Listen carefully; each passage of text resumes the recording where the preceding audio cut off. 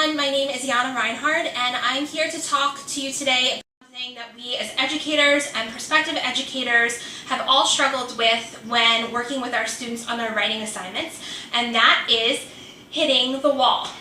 We've all been there, we've all been assigned a paper and we don't even know where to start with regard to selecting a topic.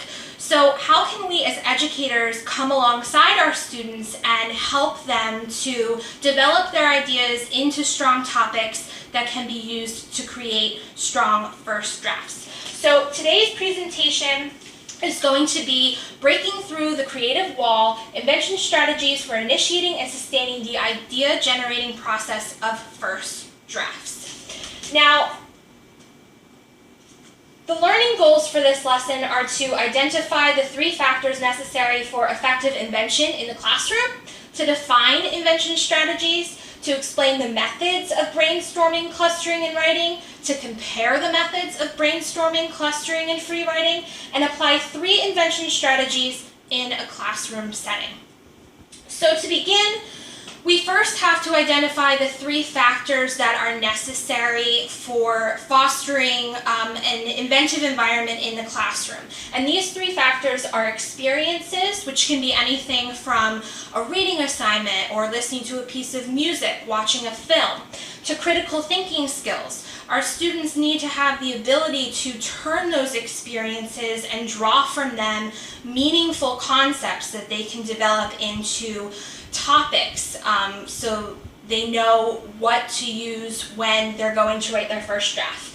And we also need to create the right kind of environment. When our students are in the invention stage, it's best to provide a relaxed environment, free of typical pressure. So no forced participation, no real strict guidelines, because you want them to feel free to really think about their experiences and come up with the topic on their own that best interests them, because when our students are interested in their topics, that's when we tend to see the best work. So what are invention strategies? Well, the textbook definition of invention strategies are actions that help students discover the thesis or central claim or assertion of a piece of writing and all the supporting material that illustrates, exemplifies, or proves the validity of the thesis. And some examples of invention strategies that you can use in your classrooms are brainstorming, clustering, and free writing. And all of these invention strategies basically accomplish the same task in the classroom, and that is for students to generate and to be able to select ideas that they can use as topics for their papers. Now, what do these invention strategies actually look like when implemented in the classroom? Well, first we have brainstorming. And by definition, brainstorming is an invention strategy where the writer free associates a subject, writing down as many ideas as possible.